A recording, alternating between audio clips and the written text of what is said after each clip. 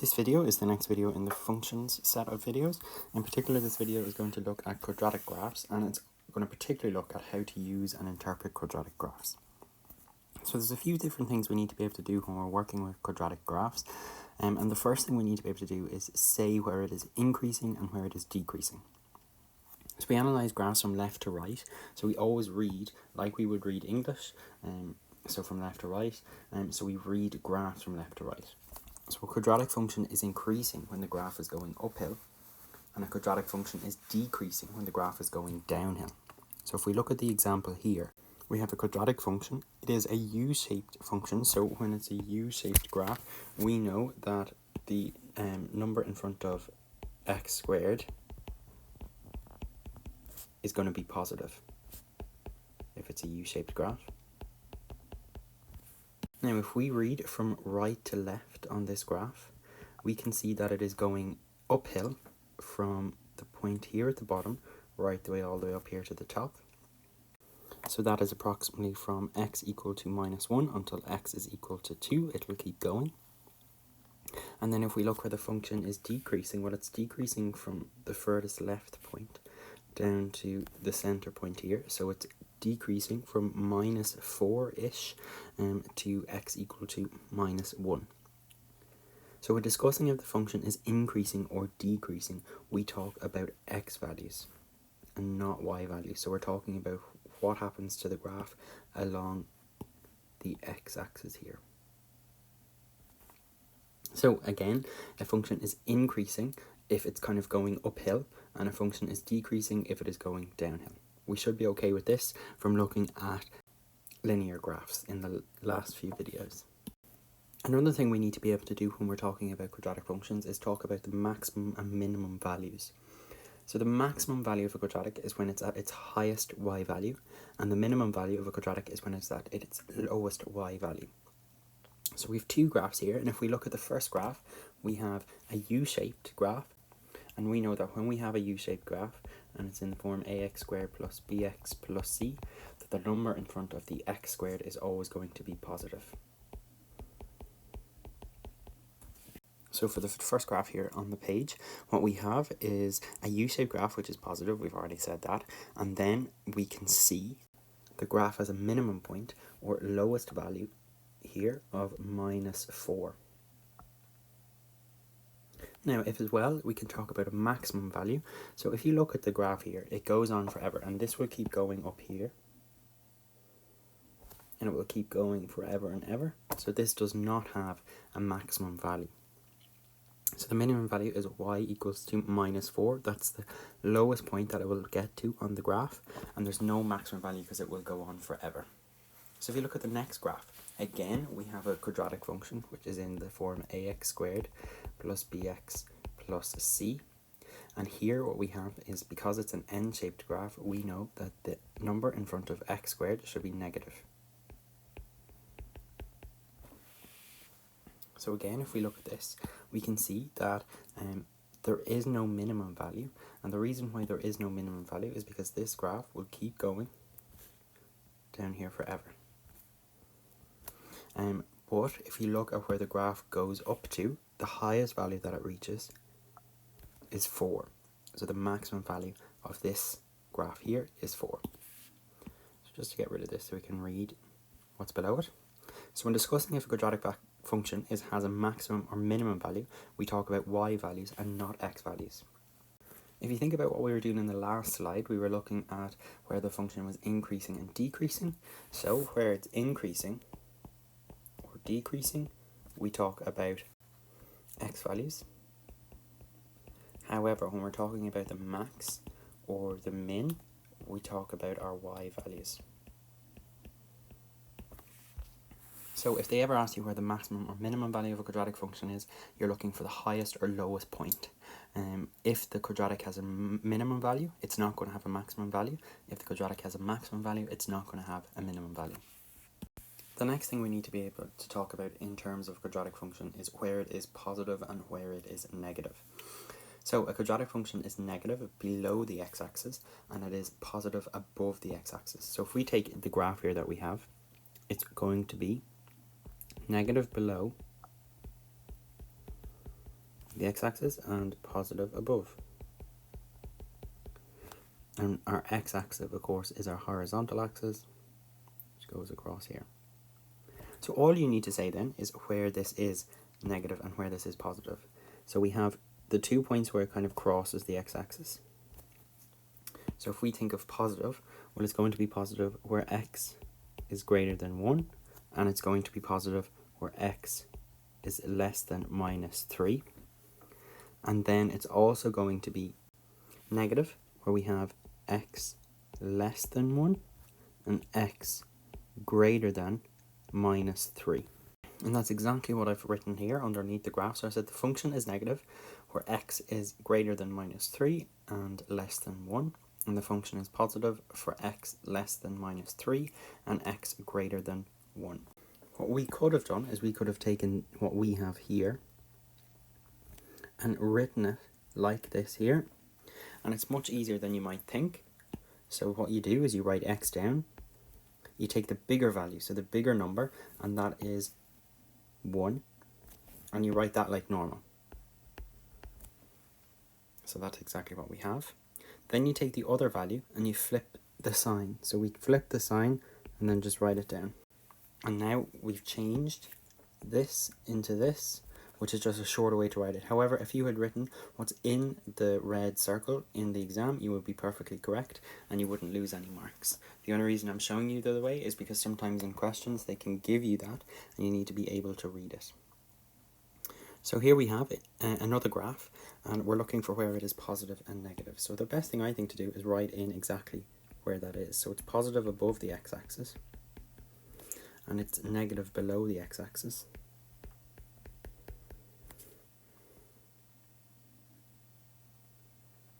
So if we look here at first of all where it's positive, so it's going to be positive where x is greater than -3, so that's this point here, and x is less than 1.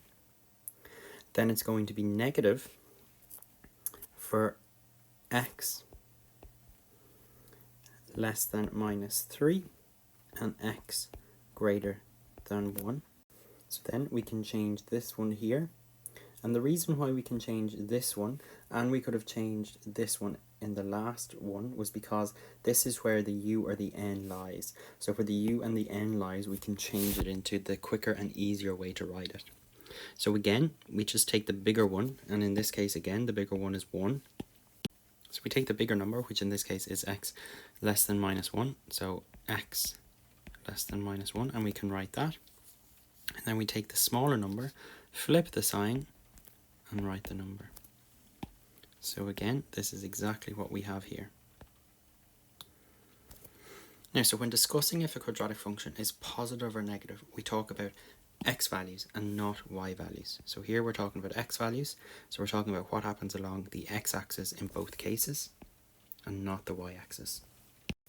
Another thing we need to be confident doing with quadratic graphs is where it crosses the x-axis and the y-axis.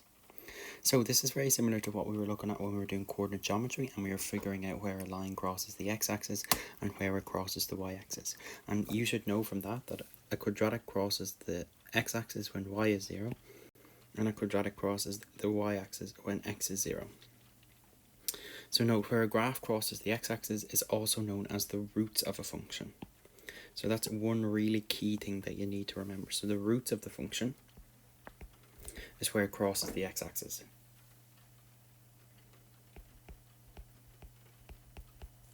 And we're going to talk about that now when we do this example. So the diagram shows part of the function f dot dot x goes towards x squared minus 2x minus 8, where x is an element of R. The graph intersects the x-axis at A and B and the y-axis at C. Find the coordinates of A, B, and C. So the first thing we have is where the quadratic crosses the x-axis. So when it does cross the x-axis, y is 0. Now we have the function f dot dot x goes towards x squared minus 2x minus 8. I'm going to rewrite that as y is equal to x squared minus 2x minus 8. So here we have the function y is equal to x squared minus 2x minus 8. We have that y is 0, so this becomes 0 is equal to x squared minus 2x minus 8. We have a quadratic function here, and there's a few different ways we could solve that. So either be it the minus b formula or our box method. I'm going to do the box method just to get a bit of practice at it. So it's in the form ax squared plus bx plus c is equal to 0. So a here is 1, b is minus 2, and c is minus 8. The first thing we need to do with the box method is multiply a by c. So that's 1 by minus 8. When we multiply 1 by minus 8, we're going to get minus 8. Then we need to list the factors of minus 8.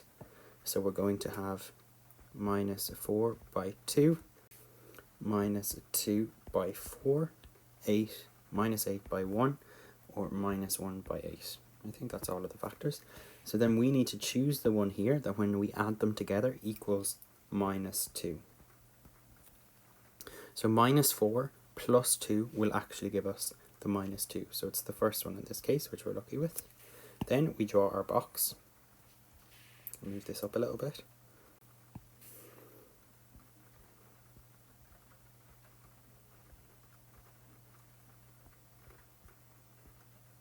So in the top left hand corner goes our x squared.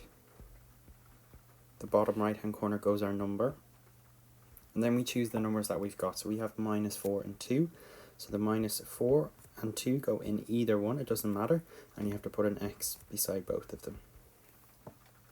Then you ask yourself the question, what can I divide both x squared and 2x by? Well, you can divide it by x. And I'll be left with x here, and I'll be left with 2 here. Then you ask yourself the question, what can I multiply x by to make it minus 4x? Well, I can multiply it by minus 4. Now we have all 4 places filled, but we need to check that they're right. So x by x gives us x squared, which is correct. X by minus 4 gives us minus 4x. X by 2 gives us 2x. And 2 by minus 4 gives us minus 8, which is correct. So we know we're right here. So we now have x minus 4 and x plus 2 is equal to 0. That means we would get x minus 4 is equal to 0, x plus 2 is equal to 0. So we can plus 4, so we'll get x is equal to 4, and minus 2, x is equal to minus 2. So it wants the coordinates where it crosses the x-axis. So we have the x value, and we know that the y value is 0, so the coordinate is 4, 0, and minus 2, 0. So a is equal to the minus 2, 0, and b is equal to 4, 0. Now, again, reminding yourself that these are roots of the function. And the roots are where it crosses the x-axis. Sometimes we can have a function that would look like this.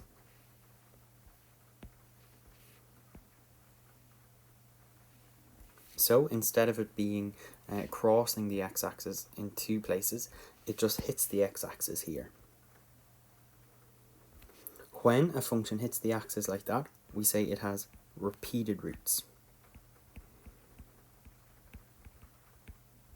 And what I mean by that is if you solve the function and you get down to here, so you get down to x is equal to 4 and x is equal to minus 2, in some cases you might get that x is equal to 2 and x is equal to 2.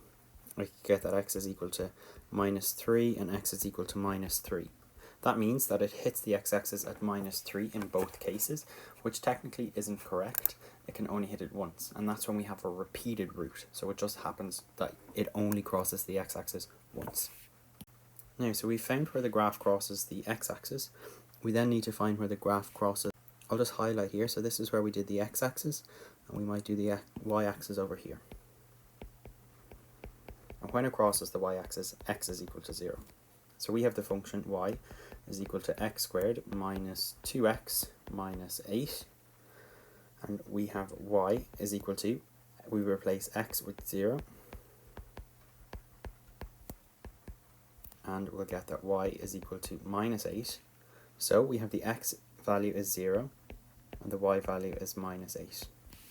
And that's the point C. So A is minus 2, 0, B is 4, 0, and C is 0, minus 8. So that brings this question to a close. The main thing to remember from this is the roots are where the function crosses the x-axis, and as well, sometimes we can have repeated roots where it only touches the x-axis, and that's when you would get two values from the minus b formula or from our box method that are the exact same. Question 6.2 tells us that the diagram below shows part of the graphs of the function f of x is equal to x squared minus 4x plus 3 and g of x is equal to x minus k. So the graph of f of x cuts the x-axis at a and b. The graph of f of x and g of x intersect at a. Find the coordinates of a and the coordinates of b. Find the value of k. So first of all, we have to figure out where the f of x cuts the x-axis.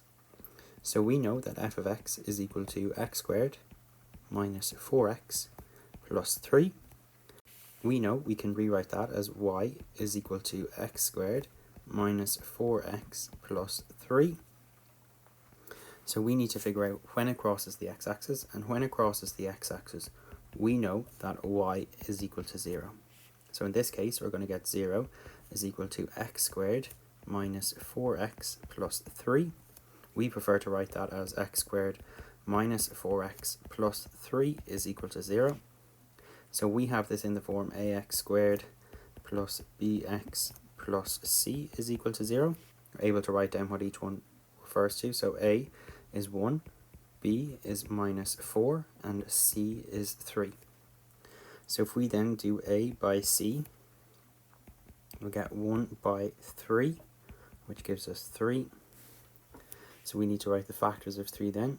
So we get 3 by 1 minus 1 by minus 3. I think that's them all. So we need to pick the one then that it gives us minus 4. So 3 plus 1 will give us 4. That's not correct, but minus 1 minus 3 will give us minus 4.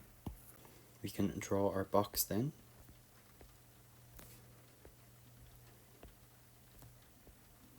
So in the top left goes the x squared. Bottom right goes the number, which is plus 3. And then we can write the numbers that we've chosen in any order, but we just need to put an x after them. The first thing you ask yourself then is what can I divide both x squared and minus 3x by, and well, we can divide them by x. When we divide x squared by x, we're left with x. When we divide minus 3x by x, we're left with minus 3. Then we can ask ourselves the question, when we divide minus 1x by x, what are we left with? We're left with minus 1. So the next thing we can do is just check that it's all correct. So x by x gives us x squared, which is correct. X by minus 3 will give us minus 3x, which is correct. Minus 3 by 1 will give us 3. Minus 1 by x will give us minus 1x. So here we're left with x minus 1, x minus 3 is equal to 0. So we're going to get that x is equal to 1 and x is equal to 3. So for to write the coordinates then, we have 1, 0 and 3, 0. So that's where f of x cuts the x-axis. So if we then look up here, this is where f of x cuts the x-axis. So in this case, a will have to be 1, 0 and b will be 3, 0. Now that's part I done, so we've found out the coordinates of a and b. Part II then says find the value of k. So I'm going to move this over here. So we want k, and we know that g of x is equal to x minus k, and we know that y is equal to then x minus k. Now on this, we know a point that is on g of x, and the point that is on g of x is a, and a is 1, 0. Now we know that 1, 0 corresponds to x, y, so we can replace xy in g. So y is 0 is equal to x, which is 1, minus k. Can take 1 from both sides, so we get minus 1 is equal to minus k. So then we can get that k is equal to 1. So the answer for the second part is k is equal to 1. Question 6.3, it says the graph above shows the function f of x is equal to x squared minus 2x plus 2 and g of x is equal to minus x plus 4.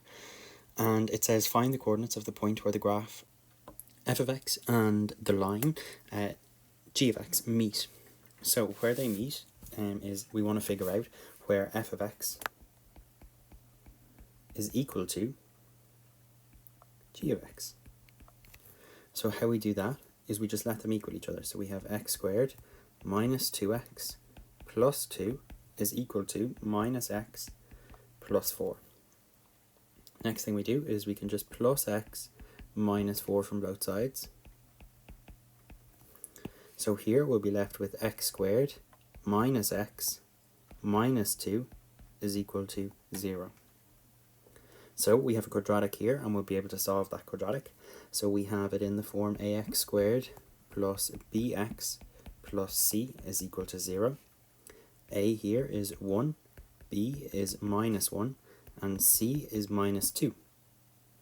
So the next thing we do is multiply a by c. So we get 1 by minus 2, which is minus 2. You can list the factors of minus 2. Minus 2 by 1, minus 1 by 2. We need to pick the ones then, or the factor that adds up to give us minus 1. So minus 2 plus 1 does give us minus 1, so we can take this one. So what we're left with then is we can open up our box. So the x squared goes in top left, the number goes in the bottom right. Then we can choose our numbers, any one, it doesn't matter, put them in either or. First thing we ask ourselves the question is, what can we divide both x squared and x by? Well, we can divide it by x. And when we divide x squared by x, we're left with x. When we divide 1x by x, we're left with 1. When we divide minus 2x by x, we're left with minus 2. Then we can check to make sure if we're correct. So x by x gives us x squared. X by 1 gives us 1x.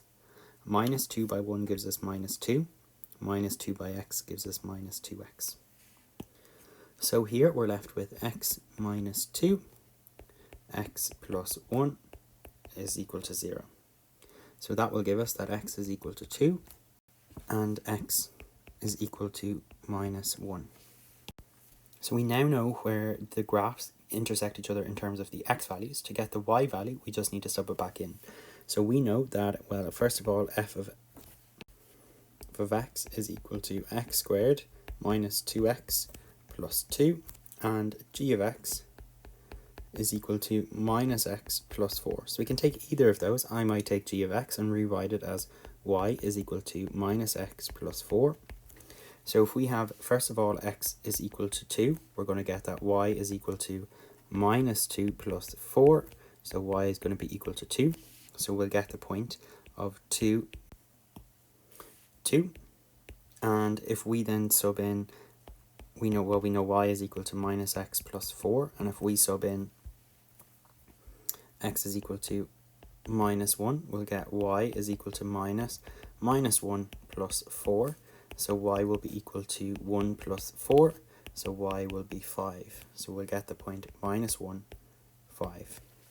So we can see here that it meets at a, which is equal to minus 1, 5, and b, which is 2, 2.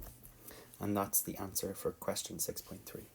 Another thing we need to be able to do in this chapter is discuss where quadratics are greater than or less than other functions. So if you were given the following graph and asked to where f of x is less than g of x, it simply means where f of x is below g of x on the y-axis. So i.e. where is the curve below the line?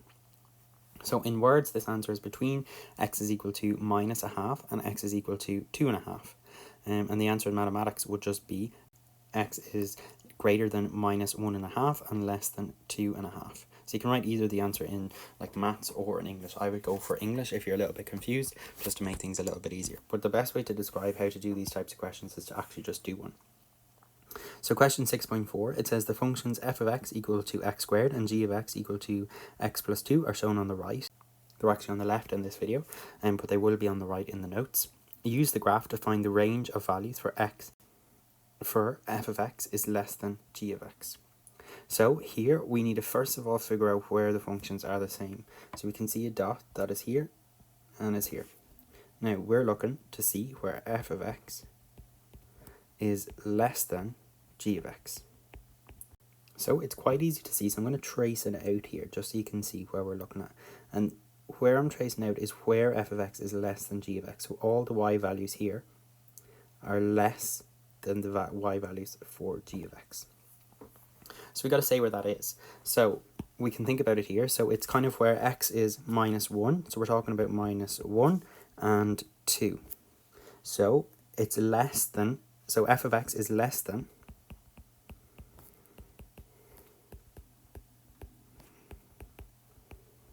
g of x between x equal to minus 1 and x equal to 2. So that is all you have to say. If you want to write it in English, this is exactly correct what you have there. If you want to write it in mathematics, it's going to be x greater than minus 1 and x less than 2. And you can write that as x in the middle, take the bigger value and put it at the end, flip the sign of the smaller value, and then write the smaller value. So that's perfect, and that's this question done. So you can either answer it in English or you can answer it in mathematics. The final question then says, write the range of values for x for which g of x is less than f of x and f of x is greater than 0. So the first part here, we're looking for g of x is less than f of x.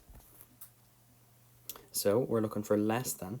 First of all, we're looking for g of x and we're looking for where that's less than f of x. I'm going to trace that out. So it's less than here. And it's less than all here. Put a little point there. So g of x, I've highlighted it in green, is less than f of x everywhere I have it in green. So if we look at the values then, so we're looking at minus 2 and we're looking at 1. So we can write it in English. So g of x is less than f of x before x is equal to minus 2 and after x is equal to 1. We can write it in maths then. So it's going to be before x is equal to minus 2. So that would be x less than minus 2 and after x is equal to 1. So x greater than 1. So that written is the same one. So we take the bigger value, which is 1, and we keep it the way it is. We take the smaller value, flip the sign, and write it before. So that is exactly how we answer that question. And then the second part asks us where f of x is greater than 0. Now remember, when we're looking for greater than 0, we're talking about y values here because we know that f of x is equal to y. So we're looking for y greater than 0. Now I'm going to just rub out what we did for the rough work on the last example. Now what we have here is we're looking at where y is greater than 0. So I'm going to draw in the y-axis here.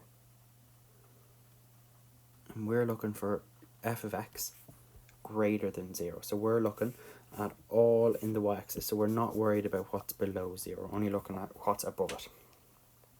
So for f of x is greater than 0, well, first of all, it's going to cut it here at 6.